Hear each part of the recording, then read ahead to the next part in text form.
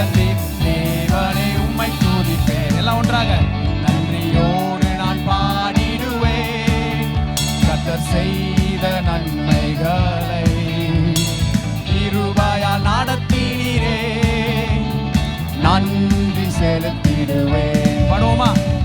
கிருபையால் நடத்தினீரே நன்றி செலுத்திடுவேன்.